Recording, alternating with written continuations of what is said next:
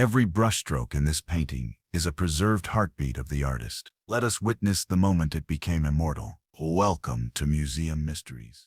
Born in the Valencian town of Játiva in 1591, Giuseppe de Ribera moved to Naples in 1616, settling into the artistic scene of that city, which at the time was under Spanish rule. There he adopted an intensely naturalistic and tenebrous style, influenced by Caravaggio and by the Spanish Neapolitan Baroque tradition, becoming one of the most outstanding painters of his era. In 1631, Ribera painted the work now known as Magdalena Ventura with her husband, an oil on canvas measuring approximately 196 by 127 centimeters. The painting, commissioned by Fernando Afán de Ribera, Duke of Alcalá, Viceroy of Naples, and a regular patron of Ribera, arose from a Baroque curiosity for collecting, portraying the extraordinary, that which escaped ordinary visual canons. The Duke, having learned that there was a bearded woman in the region of the Abruzzi in Italy, invited this woman and her husband to Naples so that Ribera could paint her. The woman portrayed is Magdalena Ventura, born in Accumoli, in the Abruzzo region, who, according to the inscription on the painting, was 52 years old when portrayed and had begun to grow beard and hair as signs of masculinization at 37. In the painting she stands erect, holding a child, while her husband stands behind her, in shadow, and to the right appears a stone tablet with Latin inscriptions presenting her as a great miracle of nature, Magnum Natura Miraculum, and briefly describing her story. Visually, the work reveals a strong contrast. Magdalena occupies the foreground, intensely illuminated, with her dark beard, masculine feminine face, simple yet dignified dress, and the child at her breast. Her husband remains behind, almost in darkness, expressing resignation, or perhaps the shadow of a different personal story.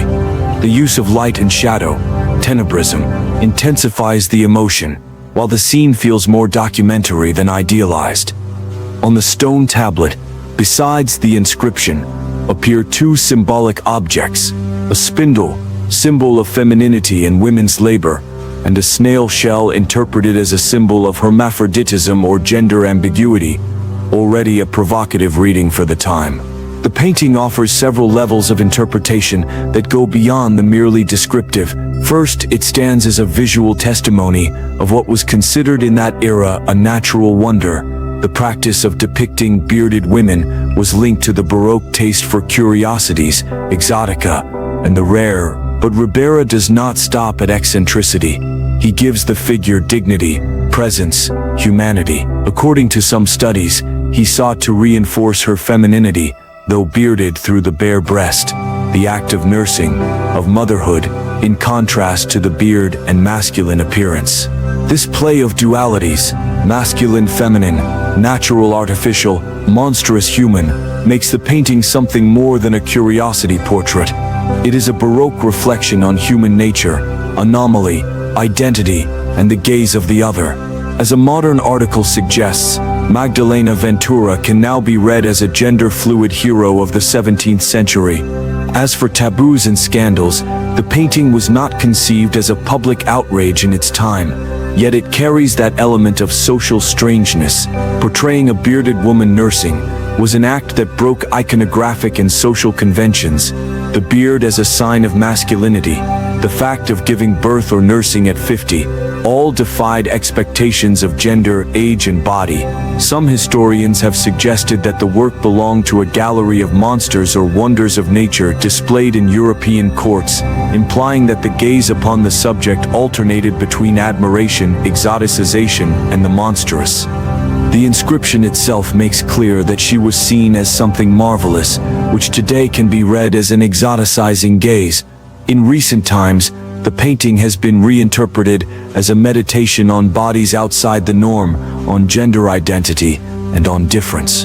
Regarding its history of conservation, ownership, and restoration, the painting was commissioned around 1629 or 1630 and painted in February 1631. It later became part of the collection of the Duke of Medinaceli in Spain and is now housed in the Museo Nacional del Prado in Madrid.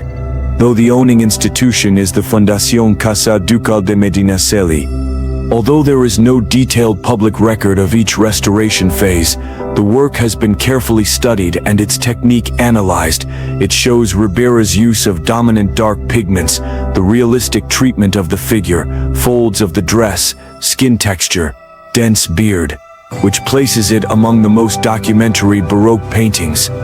In terms of changing interpretations, in the Baroque period, the painting could be seen as a curiosity, a portrait of a marvel, fitting the taste for the rare. Today, reinterpretation turns it into a visual text about gender, body, identity, and normality. The modern gaze reads it as both critique and testimony of othered bodies in art history. What was once exoticism is now visibility, a body defying categories. The painting asks enduring questions. What does it mean to be a bearded woman? How does society define normal or abnormal? What role do the artists, the subjects, and the viewer's eyes play? There are hidden symbols, enriching the reading. As mentioned, the spindle and the shell suggest femininity and hermaphroditism. The infant's exposed breast reinforces Magdalena's maternity, counterbalancing her beard. The Latin inscription not only names and dates her, but legitimizes her as a wonder. The wording speaks of a mirabile monstrum, a marvelous miracle. These details imply that the painting was built for the gaze, for astonishment, and for reflection on the limits of nature. Artistically, it is one of Ribera's most peculiar yet most accomplished works. His mastery of chiaroscuro, his ability to grant presence to a figure usually condemned to ridicule, his visual dignity, all make the portrait transcend curiosity. As some specialists affirm, Ribera creates a painting entirely devoid of mockery, unlike other depictions of oddities of his era, giving it an unusual level of humanity. Ultimately, the painting's contemporary relevance is manifold. It stands at the crossroads of Baroque art, the history of collecting, the visuality of anomaly, gender and body studies, and the history of artistic perception. When a modern viewer faces the painting, they may feel surprise, discomfort, admiration, reflection. That mix is precisely what keeps the work alive more than 390 years later. In the deep halls of the Prado Museum, among shadows and golden light, rests one of the strangest, most human and moving portraits of all European Baroque art. Magdalena Ventura with her husband, also known as the Bearded Woman, painted in Naples by the Spaniard Giuseppe de Ribera in 1631. This work not only challenged the aesthetic canons of its time, but also the boundaries of what art dared to reveal. It is a testimony of what happens when a painter does not fear to look at what the world calls monstrous and transforms it into a symbol of dignity and mystery. Giuseppe de Ribera, nicknamed Lo Spagnoletto for his short stature and Valencian origin, was one of the great masters of Baroque naturalism. His life unfolded between Spain and Italy, and his art oscillated between light and darkness, devotion and the macabre. In Naples, under Spanish rule, he found the ideal setting for his tenebrous style inherited from Caravaggio. There he portrayed martyrs, philosophers, beggars, and saints, with a rawness that transcended religious painting. He sought in every face the truth of existence, but nothing prepared him for the challenge of representing Magdalena Ventura, a bearded woman who, far from being an object of mockery, would be elevated to the rank of natural and spiritual prodigy. The story tells that Fernando Afán de Ribera, Duke of Alcalá and Viceroy of Naples, heard of a remarkable woman living in the Abruzzi, a wife and mother who, from the age of 37, began to grow a beard and masculine features without losing her fertility. Fascinated by the rarity, the Duke invited her and her husband to Naples to be painted by the best artist of his court. Magdalena Ventura was 52 when she posed for Ribera. She did so with her infant in her arms, nursing him, while her husband lingered in shadow, observing. Behind them, a carved stone slab in Latin recounts her story and names her a great miracle of nature. The painting, nearly 2 meters tall and over 1 meter wide, was conceived not as mockery, but as documentation. Yet Ribera achieved something far deeper than a chronicle of rarity. He turned the non-normative body into an emblem of strength and truth.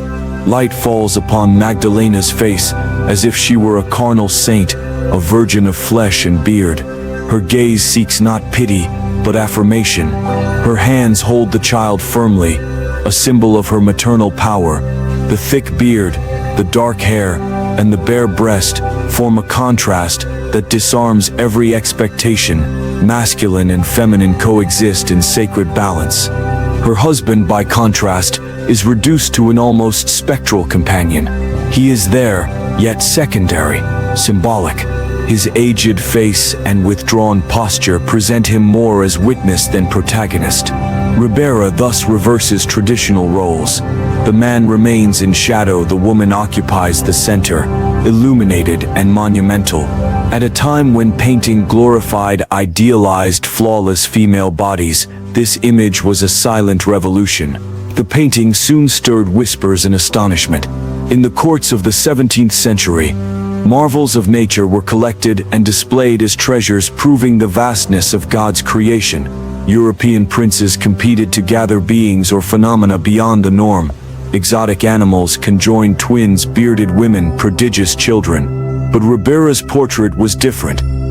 There is no trace of the grotesque, only profound respect for the human mystery. Magdalena is not a spectacle to amuse, she is a figure to contemplate. On the slab behind her, besides the inscription, appear two objects that multiply symbolic readings.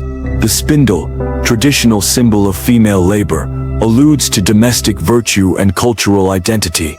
Next to it, Ribera places a snail shell, emblem of ambiguity, duality, hermaphroditism. Together, they form an allegory of the equilibrium of opposites, male and female, spiritual and corporeal, visible and hidden.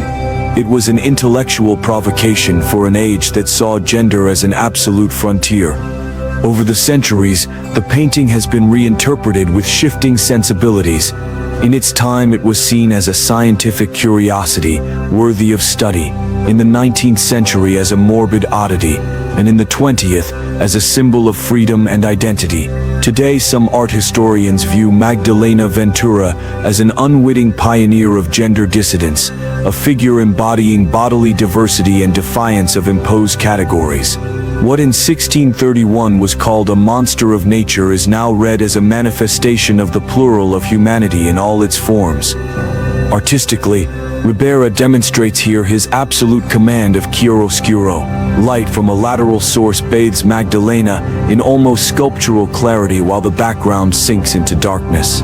The contrast heightens the volume, the texture of skin, the density of the beard, the delicacy of the veil that partly covers her body.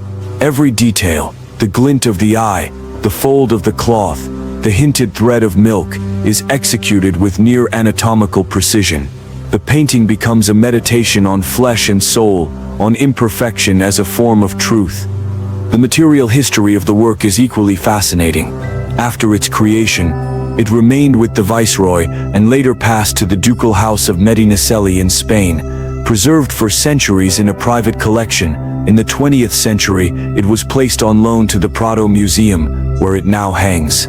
Although no early restorations are recorded, modern studies have revealed that Ribera applied layers of pigment using a mixture of tempera and oil, achieving extraordinary depth.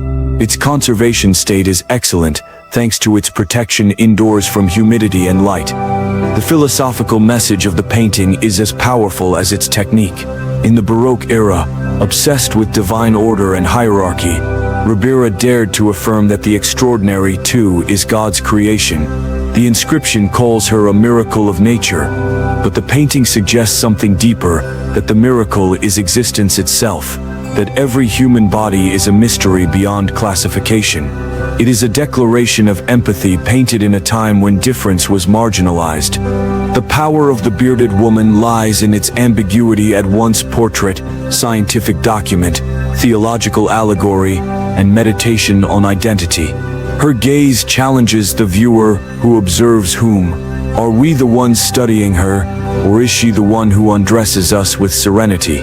Magdalena Ventura, with beard and child, embodies the most human motherhood, that which transcends form to reach meaning. Ribera, whether consciously or not, created an eternal image of acceptance. The centuries have turned her into an icon. Today her figure is studied across art, biology, gender, and philosophy. Displayed at the Prado, she evokes the same mixture of awe and reverence she inspired in the Viceroy of Naples. Her beard no longer scandalizes, her maternity no longer surprises, yet her presence still questions. The painting reminds us that beauty does not lie in perfection but in authenticity. If one stands before it in silence, one can feel what Ribera must have felt as he looked at her. The vertigo of the unknown, and the peace of realizing that the soul has no fixed form. The husband's shadow, the stone inscription, the nursing child, and the woman defying time form a composition that seems to breathe in suspended stillness. It is the portrait of a life that overcame judgment and oblivion.